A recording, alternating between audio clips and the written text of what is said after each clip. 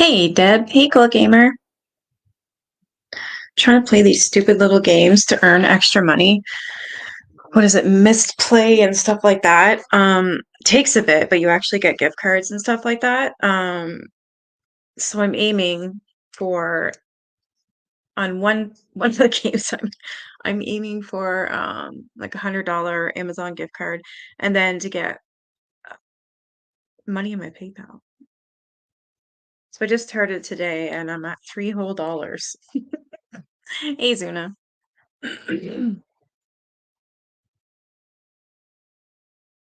Holy, my whole house is shaking from somebody's um music from the bass. My windows are going. It's got to be the neighbor. Actually, I'm gonna send out notifications and nobody misses it. I keep forgetting to do that.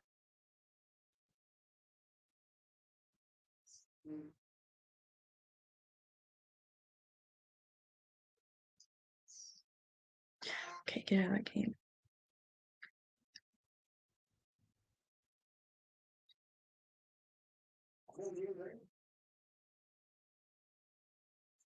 Hey, Great Dane Mom. Sorry, I'm just sharing this because I forgot to. Oh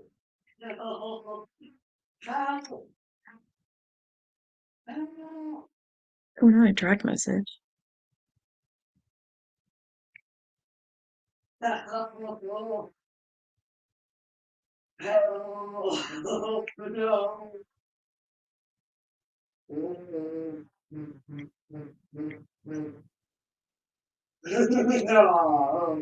All right.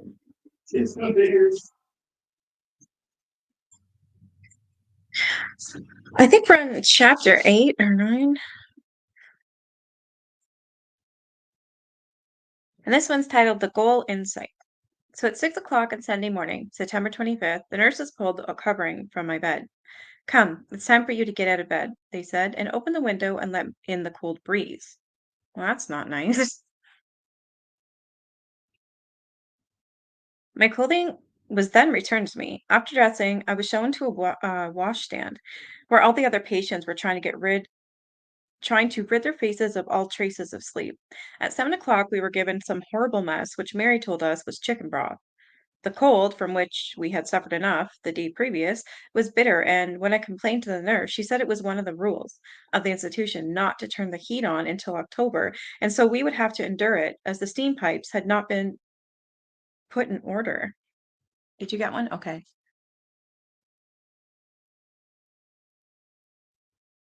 Oh, you do that? Yeah, it does work, eh? It's just if you really want the money, you gotta really play. So it's like download all these games, play, play, play, play, play.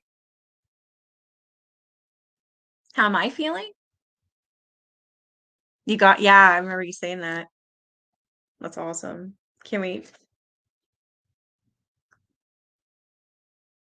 Oh, how are you guys feeling? I'm feeling great. My son, considering he's sick, he's actually doing really well. He sounds awful. Um, but he's in his room and he's playing. You know, kids are. He's like, because I had to go out today. We were out of milk. He told me we were out of milk. So I don't drink it and I don't eat cereal really. Um, so he's like, Mom, we're out of milk. I was like, oh, okay. So I went out to get that. Oh, you got your notification. Ah, okay. It was beautiful today, so I walked all the way down. Yeah, you got your book, I know. When are you gonna go live about that tonight? Because I want to hear it. Please. It's Friday. I gotta do a couple shorts on Miss KJ. Idiot's getting investigated. I think it's great. Thing is, what she's done with that prison and outing that Josh has the cell phone and the photos and all that other stuff. It's not only the guards that are gonna get shit, it's the prisoners. Someone's gonna get a beating. And what she did was illegal. I am telling you, if she does not get in shit for this, like I don't know what I'm gonna go nuts. She took a picture of Josh Duggar. Didn't get in shit for it, even though it was illegal. She actually doxed a woman and gave it her full address and everything, the make and license plate of her car.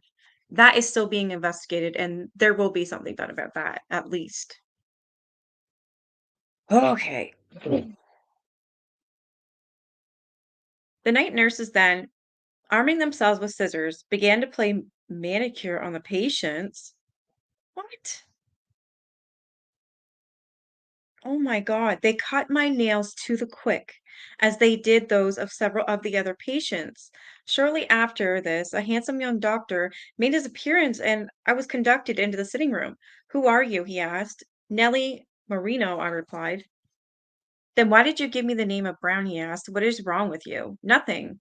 I did not want to come here, but they brought me. I want to go away. Won't you let me out?" "If I take you out, will you stay with me? Won't you run away from me when you get on the street?" "I can't promise that I will not," I answered, with a smile and a sigh, for he was handsome. He asked me many other questions. Did I ever see faces on the wall? Did I ever hear voices around? I answered him to the best of my ability. "Do you ever hear voices?" he asked. "Yeah, there's so much talking I cannot sleep." "I thought so," he said to himself. Then turning to me, he asked, "What did these voices say?" "Well, I don't listen to them always, but sometimes, very often, they talk about Nellie Brown. And then on other subjects that do not interest me half so much," I answered truthfully. "That will do," he said to Miss Scott, who was just on the outside. "Can I go away?" I asked. "Yeah," he said, with a satisfied laugh. "We'll soon send you away." "It's so very cold here. I want to go out," I said. "That's true," he said to Miss Scott. "The cold is almost unbearable in here, and you will have some cases of pneumonia if you are not careful." Can you imagine having it that cold that you can get pneumonia? What the hell? Hey, Masri.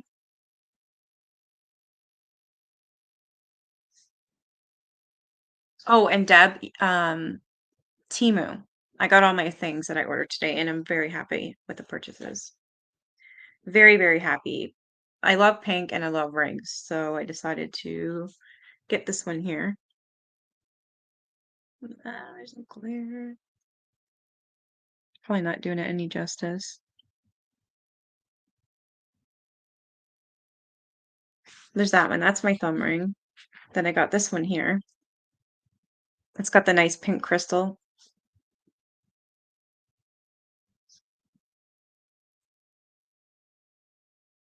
This one I absolutely love because not only is it pink, but it's sparkly pink. Sorry. I just love it. I got a 5-pack of bracelets for like $2. This is 2 of them. And of course, it's got all the crystal quartz. It's got these little dingy things on the bottom. And then I got this one. And there's 2 more. They're in the back. They're just beautiful. And they're good for, yeah, exactly. That's why I got them. All of these are crystal quartz, tiger's eye crystal quartz, which I've never heard of. These, can't remember the name of them, but I love them. Yeah, the rings have all got the crystal quartz in them.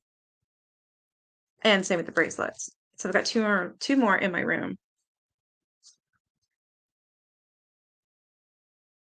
Oh my God, I got a whole bunch of makeup brushes as well. There was like 20, and I got that for $4. Another hairpiece, and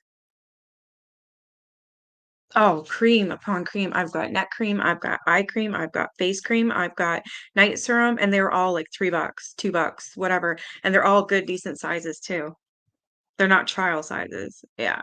So I ordered 2 different days and I got them all today. And yeah, right? That's why I will be always wearing one. Something. I got a makeup palette and there's these like and they're cool too. So that one was $5 and it's got like 3, 6, 9, 10, like 15 different colors. And it also has these 3 sparkly ones in them. Yeah, it was from that. Yep. The rings are just oh my god, I'm in love with these rings. I want more, but I can't afford it. That's why I'm going on these, like, misplaying all that crap. I can get more, preferably maybe pay my bills first. Alright, I got more stuff too, I can't remember. It was a big bag.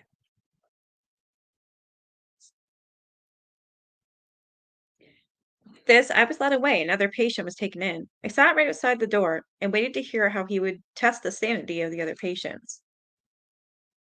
With little variation, the examination was exactly the same as mine. All the patients were asked if they saw faces on the wall, heard voices, and what they said.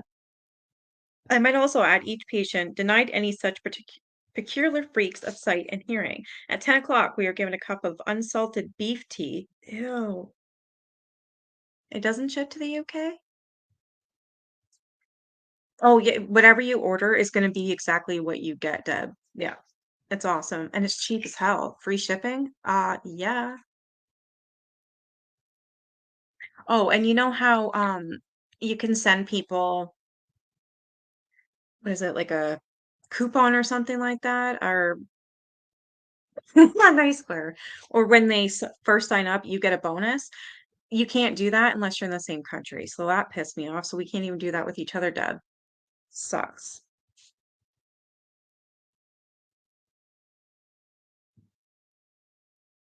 So 10 o'clock, we were given a cup of unsalted beef tea. At noon, a bit of cold meat and a potato. At 3 o'clock, a cup of oatmeal gruel. And at 5:30, a cup of tea and a slice of unbuttered bread.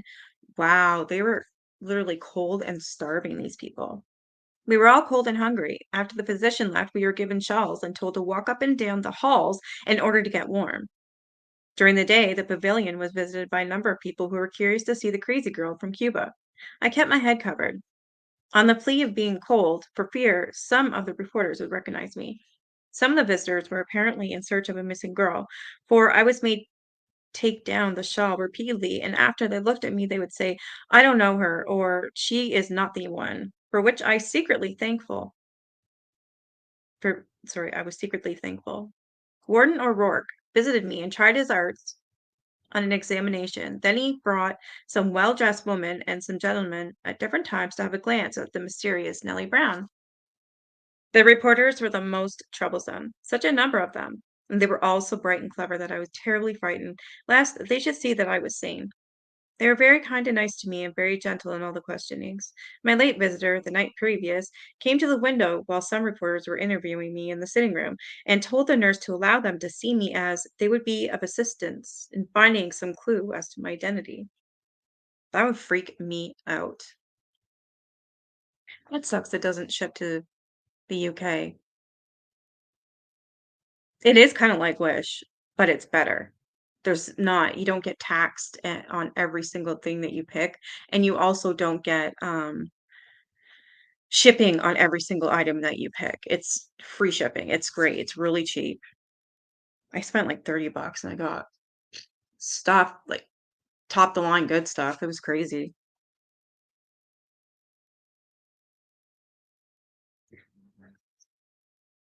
In the afternoon, Dr. Field came and examined me. He asked me only a few questions, and one that had no bearing on the case. The chief question was of my home and friends, and if I had any lovers or had ever been married. Then he made me stretch out my arms and move my fingers, which I did without the least hesitation, yet I heard him say my case was hopeless. The other patients were asked the same questions. As the doctor was about to leave the pavilion, Miss Tilly Maynard discovered that she was in an insane ward. She went to Dr. Field and asked him why she had been sent there. "Have you just found out you're in an insane asylum?" asked the doctor. "Yes. My friends say they were sending me to a convalescent ward to be treated for nervous debility from which I am suffering since my illness. I want to get out of this place immediately." "Well, you won't get out in a hurry," he said, with a quick laugh. "If you don't know anything at all," she responded, "you should be able to tell that I am perfectly sane. Why don't you test me?" Hey, RB.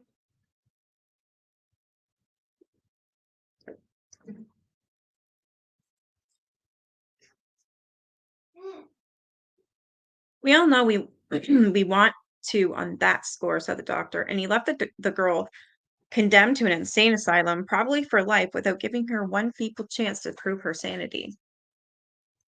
You got a cold too? You keep sneezing. You sound like a squeak button. Do it again.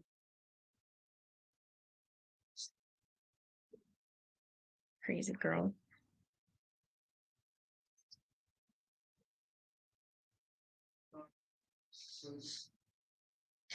Sunday night was but a repetition of Saturday. All night long, we were kept awake by the talk of nurses and their heavy walking through the uncarpeted halls. On Monday morning, we were told that we should be taken away at 1:30. The nurses questioned me unceasingly about my home, and all seemed to have an idea that I had a lover who would cast me forth on the world and wrecked my brain. Hey, SD. The morning brought men and reporters. How untiring they are in their efforts to get something new. Miss Scott refused to allow me to be seen, however, and for this I was thankful. Had they been given free access to me, I should probably not have been a mystery long, for many of them knew me by sight. Warden O'Rourke came for a final visit and had a short conversation with me. He wrote his name in my notebook, saying to the nurse that I would forget all about it in an hour. I smiled and thought I wasn't sure of that. Other people called to see me, but none knew me or could give any information about me.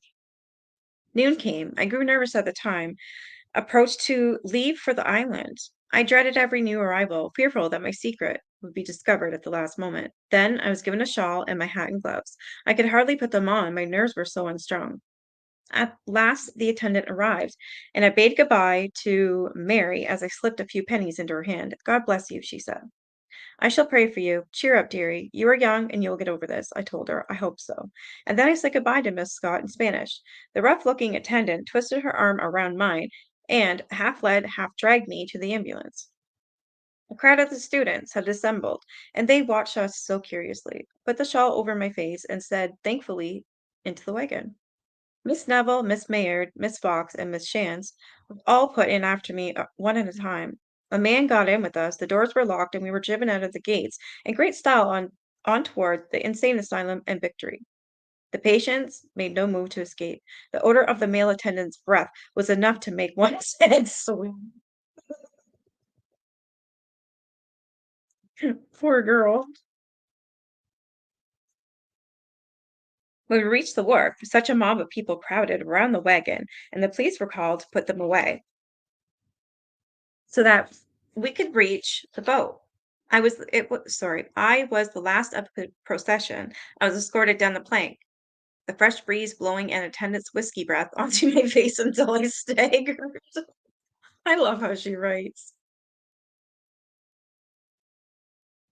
I was taken into a dirty cabin where I found my companion seated on a narrow bench. Small windows were closed, and with the smell of the filthy room, the air was stifling. At the end of the cabin was a small bunk in such a good condition that I had to hold my nose when I went near it. A sick girl was put on it. An old woman with an enormous bonnet and a dirty basket filled with chunks of bread and bits of scrap meat completed our company. The door was guarded by two female attendants. One was clad in a dress made of bed ticking, and other was dressed with some attempt to style.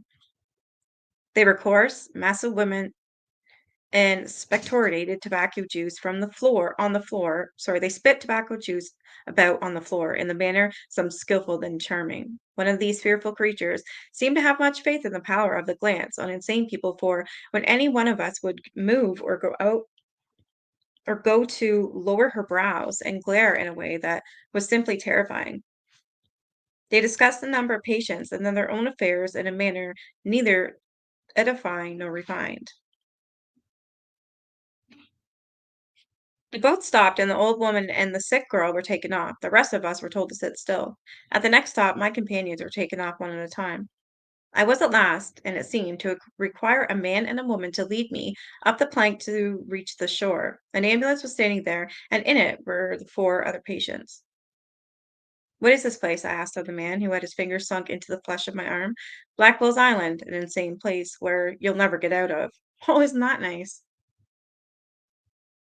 With this, I was shoved into the ambulance. The springboard was put up, an officer and a mail carrier jumped on behind, and I was swiftly driven to the insane asylum on Blackwell's. So this will be her journey into the actual house. Sane asylum, because this whole part here was not. Next chapter, inside the madhouse.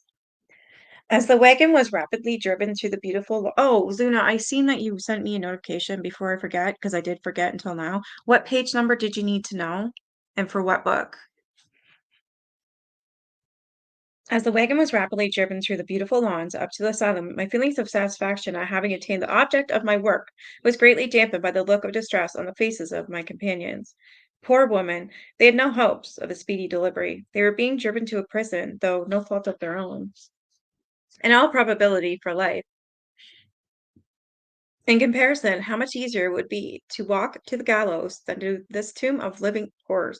On the wagon On the wagon sped, and I, as well as my comrades, gave a despairing farewell glance at freedom as we came in sight of the long stone buildings. This book. Do you want to wait till the end? Right now we're on 42.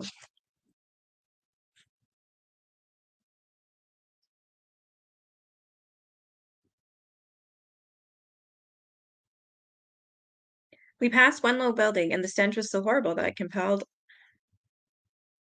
to hold my breath, and I mentally decided that it was the kitchen. Ugh.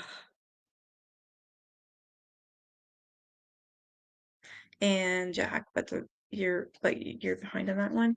Where did we leave off? I'll tell you that now because I will forget.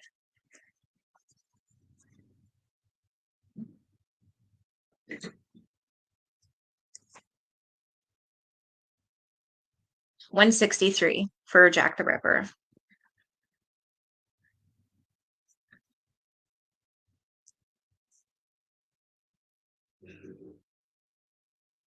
I afterward found I was correct in my surmise and smiled at the signboard at the end of the walk. Visitors are not allowed on this road. I don't think the sign would be necessary if they once tried the road, especially on a warm day. The wagon stopped, and the nurse and officer in charge told us to get out. The nurse added, "Thank God they came quickly. We obeyed orders to go ahead up a flight of narrow stone steps, which had evidently been built for the accommodation of people who climbed stairs 3 at a time. I wondered if my companions knew where they were, so I said to Mrs. Tilly Mayard, "Where are we?" "At the Blackwell's Island Lunatic Asylum," she answered sadly. "Are you crazy?" I asked. "No," she replied, "but as we have been sent here, we will have to be quiet until we find some means of escape. They will be few, though if all the doctors, as Dr. Field, refuse to listen to me or give me a chance to prove my sanity." We were ushered into a narrow vestibule, and the door was locked behind us. Hey, trio.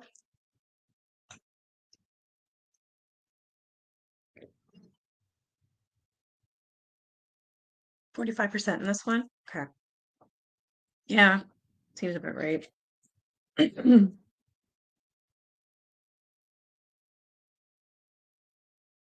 In spite of the knowledge of my sanity and the assurance that I would be released in a few days, my heart gave a sharp twinge. Pronounced insane by 4 expert doctors and shut up behind the unmerciful bolts of bars and of a madhouse. Not to be confined alone, but to be a companion day and night of senseless chattering lunatics, to sleep with them, to eat with them, to be considered one of them, was an uncomfortable position. Timidly we followed the nurse as the long uncarpeted hall to a room filled by so-called crazy women. We were told to sit down, and some of the patients kindly made room for us. They looked at us curiously, and one came up and asked me, "Who sent you here?" "The doctors," I answered. "What for?" she persisted. "Well, they say I am insane," I admitted. "Insane?" she repeated incredulously. I cannot be seen in your face. It cannot be seen in your face." This woman was too clever, I concluded, and was glad to answer the roughly given orders to follow the nurse to see the doctor. This nurse, Miss Group, by the way, had a nice German face, and if I had not detected certain hard lines about the mouth, I might have expected, as did my companions, to receive but kindness from her. She had left us in a small waiting room at the end of the hall, and left us alone while he went into a small office opening into the sitting or receiving room. "I like to go down in the wagon," she said to the invisible party on the inside. "It helps to break up the day." He answered her that the open air improved her looks, and she again appeared before us all smiles and simpers. "Come here, Tilly Mayard," she said. Miss Mayard obeyed, and, though I could not see into the office, I could hear her gently but firmly pleading her case. All her remarks were as rational as any I ever heard, and I thought no good physician could help but be impressed with her story. She told of her recent illness and that she was suffering from nervous stability. She begged that they try all their tests for insanity, if they had any, and give her justice. Poor girl, how my heart ached for her. I determined then and there that I would try by every means to make my mission of benefit to my suffering sisters, that I would show how they are committed without ample trial. Without one word of sympathy or encouragement, she was brought back to where we sat. Miss Louise Shantz was taken into the presence of Dr. Kinnear, the medical man. Your name? He asked loudly. She answered in German, saying she did not speak English, nor could she understand it. However, when he said Miss Louise Shantz, she said, "Yeah, yeah." Then he tried other questions, and when he found she could not understand any one word of English, he said to Miss Group, "You are German. Speak to her for me." Hey, Kimmy, you got a membership? Oh, I must have missed it. Who? I can't see on StreamYard who gifted them. Thank you for whoever did that. I'm sorry, I can't even see. I wish it would show up here. It sucks.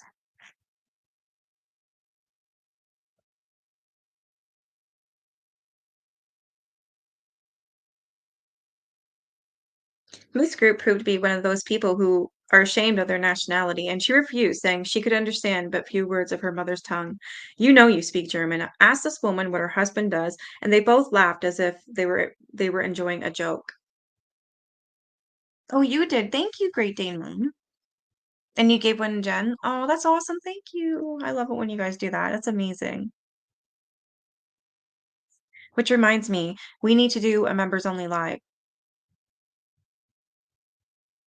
We definitely do. If anybody has any ideas, please just let me know. Maybe I should just put not a poll, but I don't know, because we can do anything. It's up to you guys. You're my members, but we gotta do it soon. Maybe tomorrow.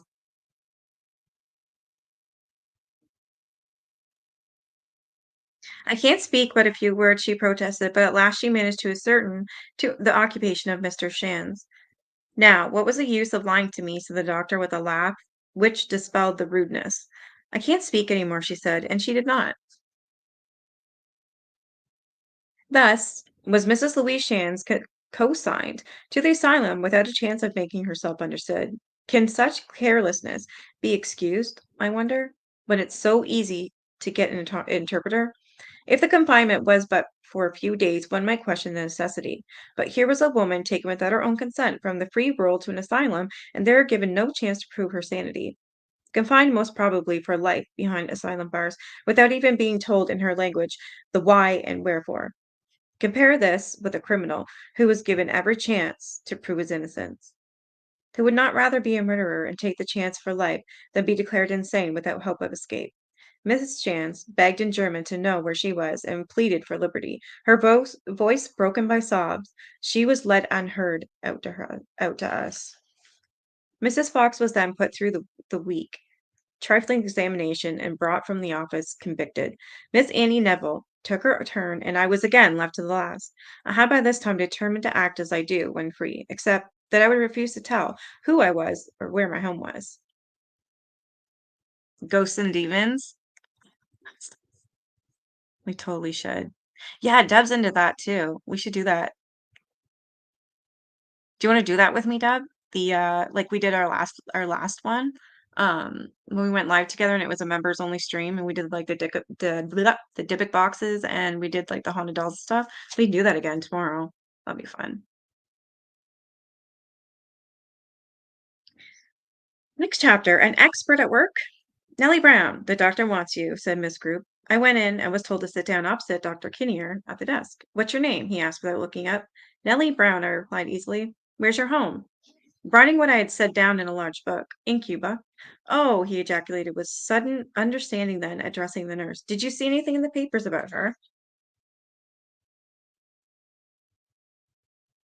I just want you to join me on panel and think of stuff. Yeah, we'll be fun. We need to do that again. I had a lot of fun last time.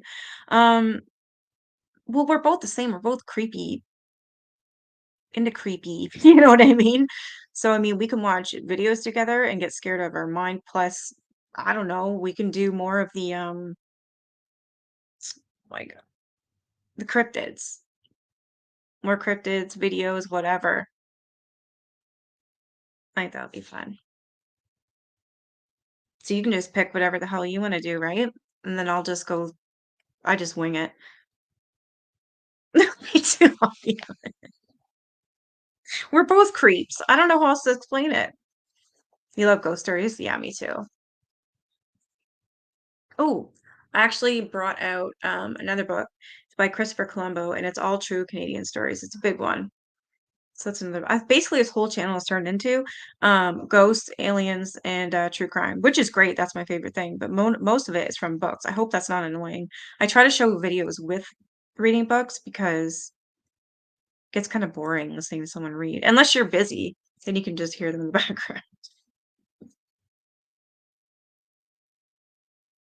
Yeah, she replied, I saw a long account of this girl in the Sun on Sunday.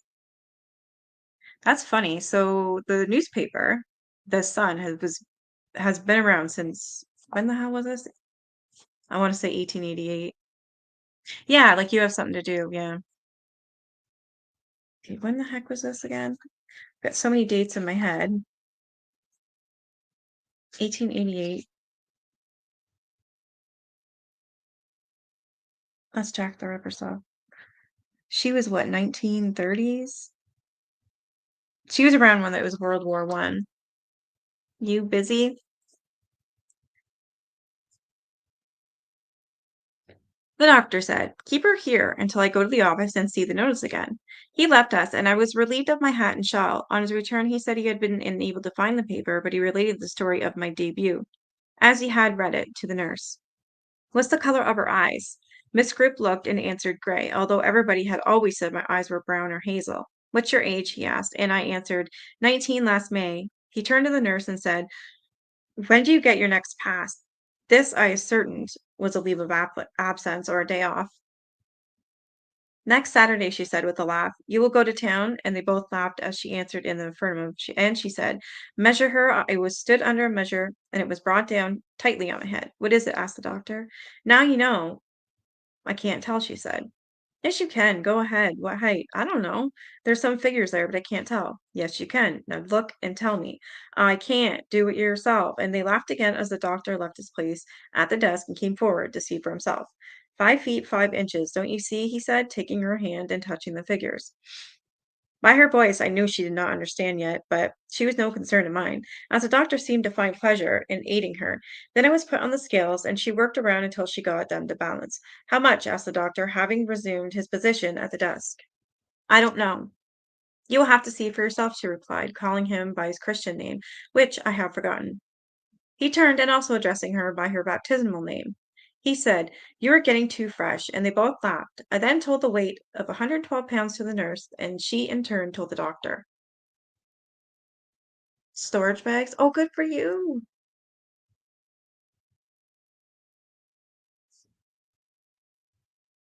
What time are you going to supper? He asked, and she told him.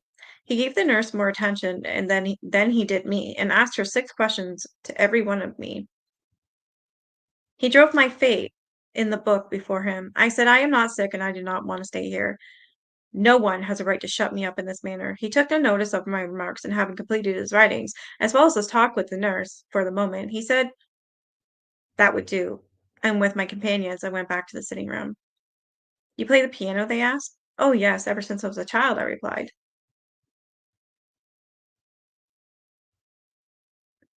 $1.48 each? Sweet. They insisted that I should play, and they seated me on the wooden chair before an old-fashioned square. I struck a few notes, and the untuned response sent a grinding chill through me. How horrible! I exclaimed, turning to a nurse, Miss McCartan, who stood at my side. I never touched a piano as much out of tune. It's a pity of you, she said spitefully. We'll have to get one made to order for you. I began to play the variations of Home Sweet Home. The talking ceased, and every patient sat and listened in silence. When my cold fingers moved slowly and swiftly over the keyboard, I finished in an aimless fashion and refused all requests to play more. Not seeing an available place to sit, I still occupied the chair in front of the piano while I sized up my surroundings. I hate going to the laundromat. I'm so glad I got a washer. It's compartment size, but if whatever works.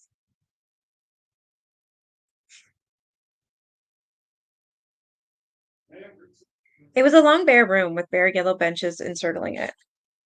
These benches hold 5 people, although in almost every instance, 6 were crowded on them. Barred windows built about 5 feet from the floor. Oh, hello, little Dill. Dilly dilly.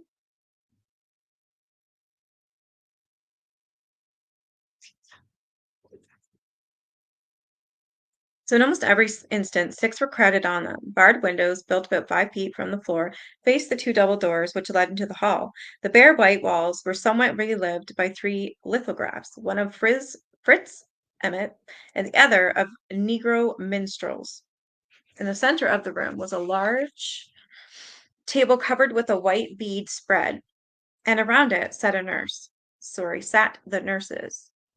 Everything was spotlessly clean, and I thought what good workers the nurses must be to keep such order. And a few days after how I laughed at my own stupidity to think the nurses would work. When they found I would not play anymore, Miss McCartan came up to me, saying roughly, "Get away from here," and closed the piano with a bang.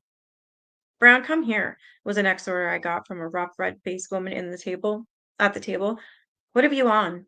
"My clothing," I replied. She lifted my dress and skirts and wore down 1 pair of shoes, 1 pair of stockings, 1 cloth dress, 1 straw sailor hat, and so on. Ah,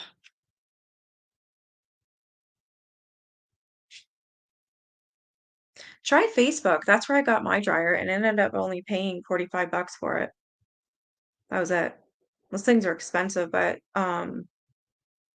I did end up getting one. I contacted a woman. She said 45 and it's yours. I was like, sweet. So I called a friend and they drove me there. And we picked it up and put it in the back of his van.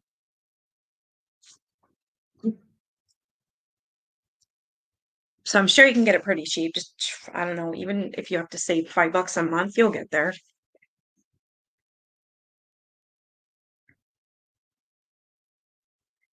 Next chapter, my first supper. This examination over, we heard someone yell, "Go out into the hall." One of the patients kindly explained that this was an invitation to supper. It's real nice. We latecomers tried to keep together, so we entered the hall and stood at the door where all the women had crowded. How we shivered as we stood there. The windows were open, and the draught went whizzing around the hall. The patients looked blue and cold. Holy crap, can you imagine being blue and cold? Oh, okay, I get you. There you go, they're on Temu.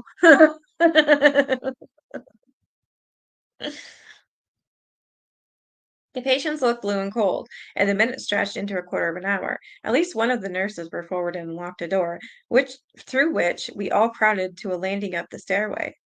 Here again came a long halt, directly before an open window.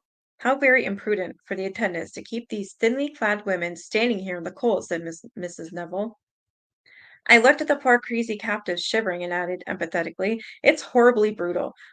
While they stood there, I thought I would not relish supper that night. They looked so lost and hopeless. Some were chattering nonsense to invisible persons, others were laughing or crying aimlessly, and one old gray woman was nudging me and with winks and sage noddings of the head and pitiful uplifting of the eyes and hands was assuring me that I must not mind the poor creatures as they were all mad.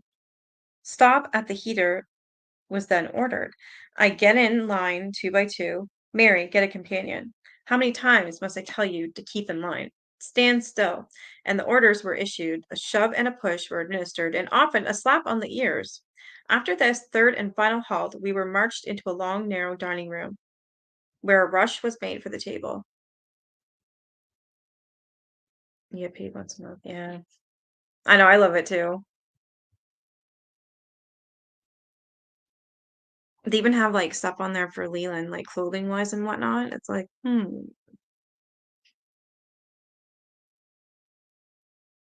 The table reached the length of the room and was uncovered and uninviting.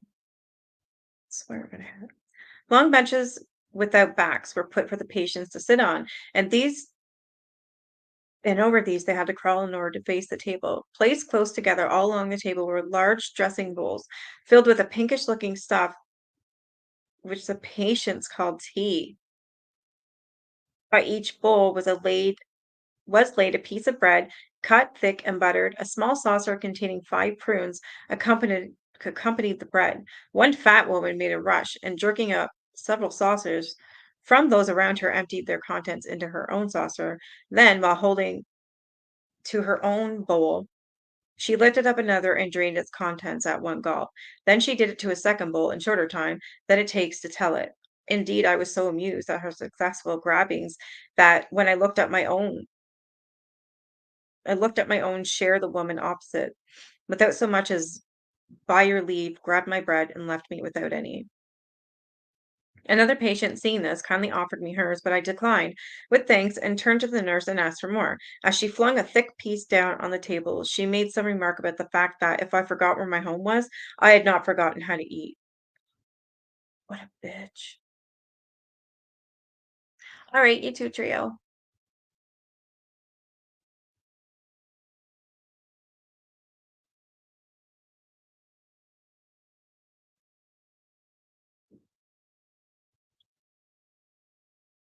I tried the bread, but the butter was so horrible that one could not eat it.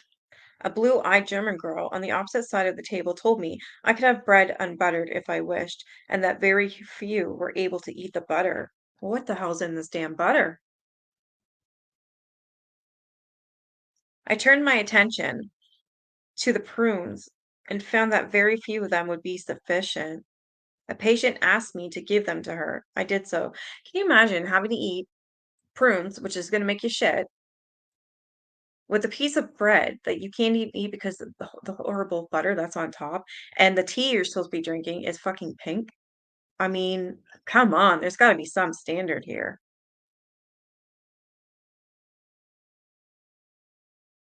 My bowl of tea was all that was left. I tasted, and one taste was enough. It had no sugar, and it tasted as if it had been made in copper. It was as weak as water. This was also transferred to a hungrier patient, in spite of the protest of Miss Neville. "You must force the food down," she said, "else she'll be sick. And and who know about what? With these surroundings, you may go crazy. To have a good brain, the stomach must be cared for. It is impossible for me to eat that stuff," I replied, and despite all her urging, I ate nothing that night. I did not require much time for the patients to consume all that was edible on their table. Yeah, maybe it was lard or it was rancid. Yep. And then we go to our orders to form in line in the hall. When this was done, the doors before us were unlocked and we were ordered to proceed back to the sitting room. Many of the patients crowded near us, and I was again urged to play, both by them and by the nurses. To please the patients, I promised to play, and Miss Tilly, Maynard, was to sing. The first thing she asked me to play was Rockabye Baby, and I did so. She sang it beautifully. Next chapter, In the Bath. A few more songs, and we were told to go with Mrs. Group. We were taken into a cold, wet bathroom, and I was ordered to undress. Did I protest? Well, I never grew so earnest in my life as when I tried to beg off. They said if I had not, they would use force and that it would not be very gentle. At this, I noticed one of the craziest women in the ward standing by the filled bathtub with a large discolored rag in her hands. She was chattering away to herself and chuckling in a manner which seemed to me fiendish. I knew now what was to be done with me. I shivered.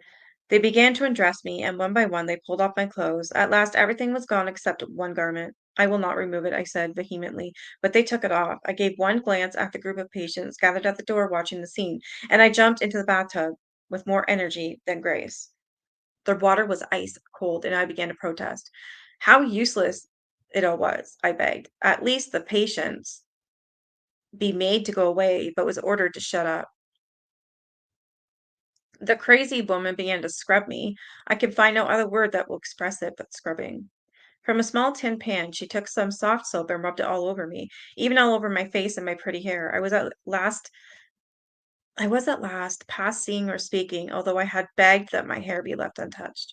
Rub, rub, rub, went the old woman, chattering to herself. My teeth chattered and my limbs were goose fleshed and blue and cold. Suddenly, I got one after the other, 3 buckets of water over my head, ice cold water, two into my eyes, my ears, my nose, and my mouth. I think I experienced some of the sensations of drowning person as they dragged me, gasping, shivering, and quaking from the tub.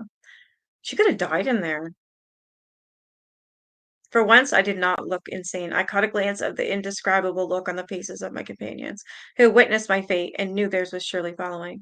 Unable to control myself at the absurd picture I presented, I burst into roars of laughter.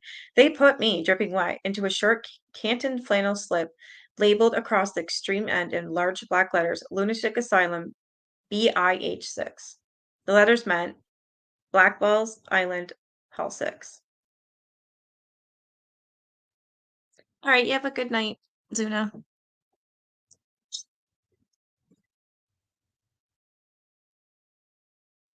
By this time, Miss Maynard had been undressed, and much as I hated my recent bath, I would have taken another, if by it I could have saved her the experience.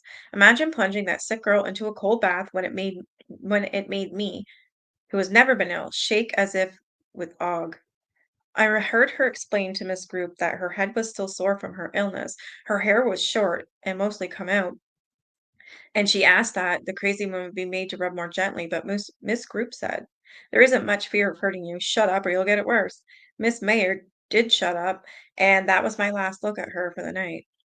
I was hurried into a room where there were 6 beds and had been put into bed when someone came along and jerked me out again, saying, "Nellie Brown has to be put in a room alone tonight, for I suppose she's noisy."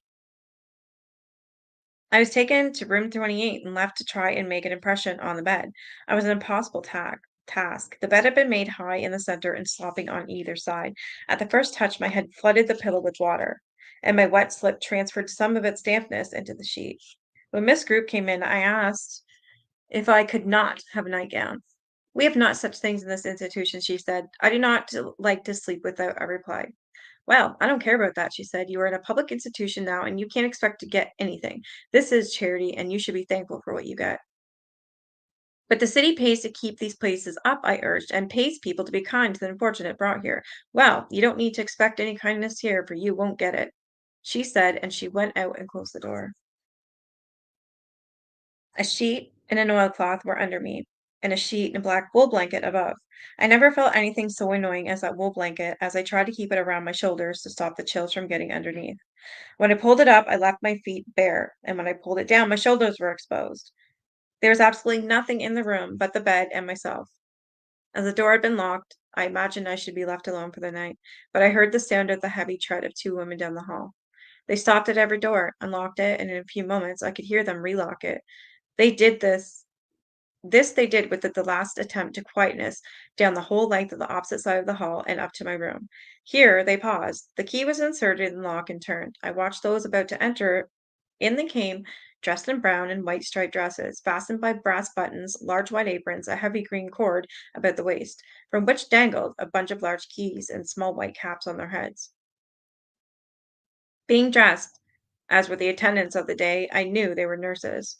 The first one carried a lantern, and she flashed its light into my face, while she said to her assistant, "This is Nellie Brown." Looking at her, I asked, "Who are you?"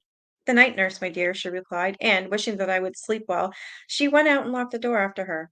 Several times during the night they came into my room, and even had I been able to sleep, the unlocking of a heavy door, their loud talking, heavy tread would have wakened me.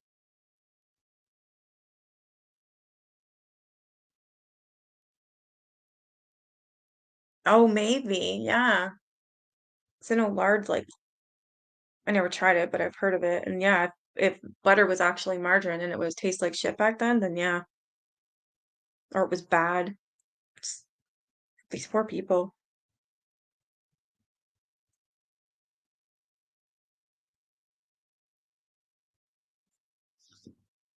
I could not sleep, so I lay in bed picturing to myself the horrors in case a fire should break out in the asylum. Every door is locked separately, and the windows are heavily barred, so that escape is impossible. In the one building alone there, I think Dr. Ingram told me, some 300 women. They are locked went to tend to a room. It is impossible to get out unless these doors are unlocked. A fire is not improbable, but one of the most likely occurrences. Should the building burn, the jailers or nurses would never think of releasing their crazy patients. This I can prove to you later when I come to tell of their cruel treatment of the poor things entrusted in their care. As I say, in case of a fire, not a dozen women could escape. All would be left to roast to death. Even if the nurses were kind, which they are not, it would require more presence of mind than women of their class possesses to risk the flames and their own lives while they unlock the 100 doors for the insane prisoners. Unless there's a change, there will someday be a tale of horror never equaled. In this connection is an amazing or amusing incident which happened just previous to my release. I was talking with Dr. Ingram about many things and at last told him what I thought about the result of a fire. The nurses are expected to open the doors, he said, but you know positively that they would not do that, I said, and these women would burn to death. He sat silent, unable to contradict my assertion. Why don't you have it changed? I asked. What can I do? He replied. I offer a suggestion until my brain is tired, but what good does it? What would you do? He asked, turning to me. The proclaimed insane girl. Well, I should insist on them having locks put in, as I have seen in some places, that by turning a crank at the end of the hall, you can lock or unlock every door on the other side. Then there will be some chance of escape. Now, every door being locked separately, there's absolutely none. Dr. Ingram turned to me with an anxious look on his face as he asked slowly, Nellie Brown, what institution have you been an inmate of before you came here? None. I never was confined in any institution except boarding school in my life. Where, then, did you see the locks you have described? I had seen them in the new Western Penitentiary at Pittsburgh, Pennsylvania, but I did not dare say so, I merely answered. Oh, I have seen them in place. I mean, a visitor. There's only one place I know of where they have those locks, he said sadly, and that is at Sing Sing. The interference is conclusive. I laughed very heartily over the implied accusation and tried to assure him that I have never, up to date, been an inmate of Sing Sing or even ever visited it. Just as the morning began to dawn, I went to sleep. I did not seem many moments until I was rudely awakened and told to get up, the window being open and the clothing pulled off me. My hair was still wet, and I had pains all through me, as if I had rheumatism. Some clothing was flung on the floor, and I was told to put it on. I asked for my own, but was told to take what I got and keep quiet by the apparently head nurse, Miss Grady. I looked at it. One underskirt made of coarse dark cotton goods and a cheap white calico dress with a black spot on it. I tried the strings of the skirt around me and put on the little dress. It was made as are all those worn by the patients into a straight tight waist sewed on to a straight skirt. As I buttoned the waist, I noticed the underskirt was about 6 inches longer than the upper, and for a moment I sat down on the bed and laughed at my own appearance. No woman ever longed for a mirror more than I did at that moment. I saw the other patients hurrying past in the hall, so I decided not to lose anything that might be going on. We numbered 45 patients in Hall 6 and were sent to the bathroom, where there were two coarse towels. I watched crazy patients who had the most dangerous eruptions all over their faces dry on the towels and then saw women with clean skins turn to use them. I went to the bathtub and washed my face at the running faucet, and my underskirt did duty for a towel. Hey, Dragon. Hey, Teresa. Before I had completed my ablutions, a bench was brought into the bathroom. Miss Group and Miss McCartan came in with combs in their hands. They were told to sit down on the bench, and oh, is this the lice part? Came in with combs in their hands. We were told to sit down on the bench, and the hair of 45 women was combed with one patient, two nurses, and six combs. As I saw some of the sore heads, combed, I thought this was another dose I had not bargained for. Miss Tilly Mayard had her own comb, but it was taken from her by Miss Grady. Oh, that combing! I never realized before what the impression "I'll give you a combing" meant, but I knew then. My hair, all matted and wet from the night previously, was pulled and jerked, and after exfoliating, no avail. I set my teeth and endured the pain. They refused to give me my hairpins, and my hair was arranged in one plait and tied with a red cotton rag. My curly bangs refused to stay back, so that at least was left of my former glory. After this, We went to the sitting room, and I looked for my companions. At first, I looked vainly, unable to distinguish them from the other patients, but after a while, I recognized Miss Maynard by her short hair. How did you sleep after your cold bath? I almost froze, and the noise kept me awake. It's dreadful. My nerves were so unstrung before I came here, and I fear I should not be able to stand the strain. I did the best I could to cheer her. I asked that we be given additional clothing, at least as much as the custom says women shall wear, but they told me to shut up, that we had as much as they intended to give us. Wow. We were compelled to get up at 5:30 and at 7:15. We were told to collect in the hall. With the experience of waiting on the as the evening previous was repeated. When we got into the dining room, at last we found a bowl of cold tea, a slice of buttered bread, and a saucer of oatmeal with molasses on it for each patient. Ew. I was hungry, but the food would not down. I asked for unbuttered bread and was given it. I cannot tell you of anything which is the same dirty black color. It was hard, and in places nothing more than dry dough. I found a spider in my slice, so I did not eat it. Oh my God.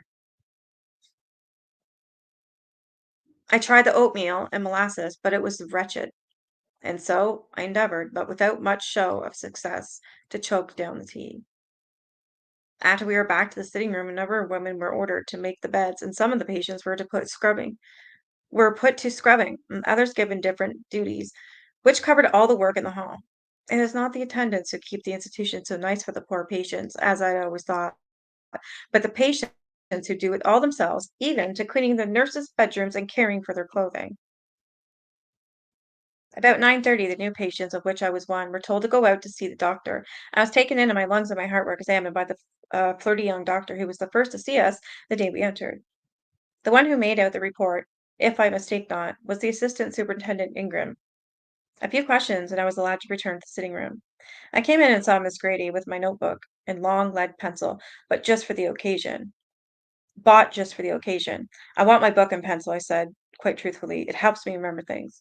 I was very anxious to get it, to make notes in, and was disappointed when she said, "You don't get to have it, so shut up." Some days after I asked Dr. Ingram if I could have it, and he promised to consider the matter. When I again referred to it, he said that Miss Grady said I only brought a book there, and that I had no pencil. I was provoked and insisted that I had, whereupon I was advised to fight against the imaginations of my brain.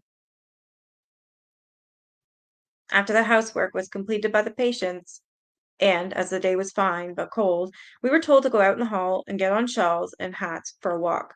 Poor patients, how eager they were for a breath of air, how eager for a slight release from their prison. They went swiftly into the hall, and there was a skirmish for hats. Such hats.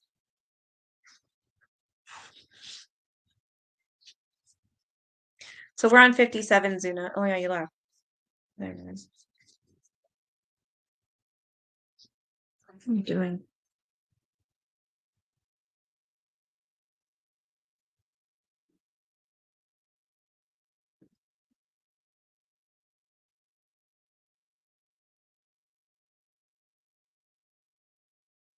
All right, I'm gonna stop there. My voice is or my throat's sore.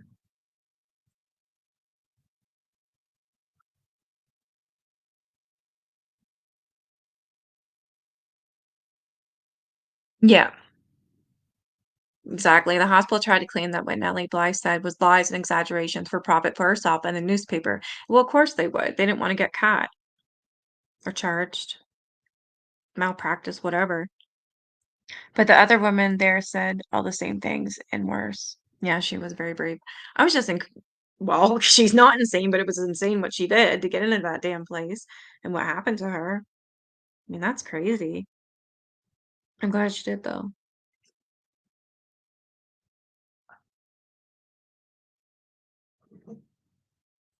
You're so damn cute, Billy. Oh, this little witch.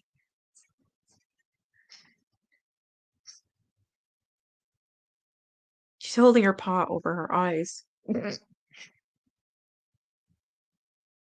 You're so cute, Dale.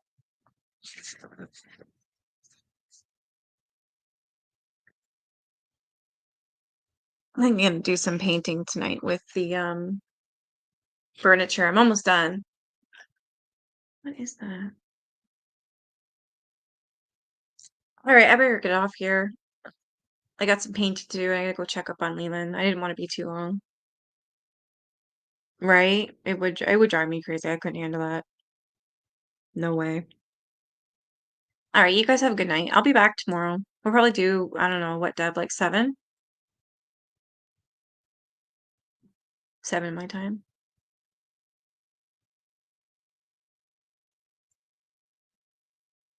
I'll just look for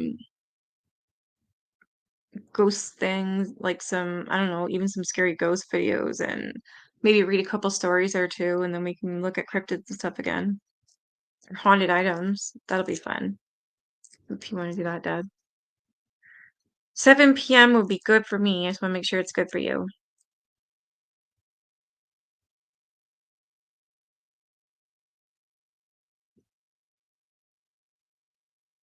Good night, Kirby. That's great. All right. So we'll do it for 7. I'll do it, Kimmy. Never. I mean, honestly, um, I need to get out of this debt. Yeah, okay, so we'll do 7. If anyone else wants to make $50 for $50, let me know for 2-hour work. Doing what?